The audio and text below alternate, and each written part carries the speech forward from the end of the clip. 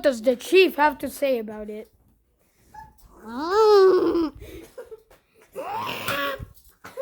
Okay.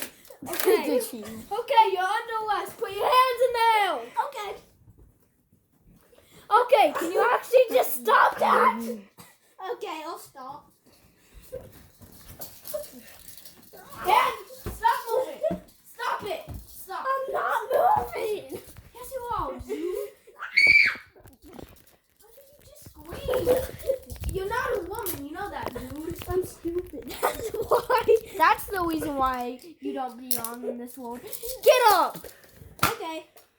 I'm up. Follow me.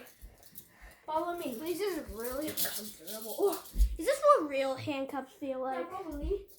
Now get in the jail of despair.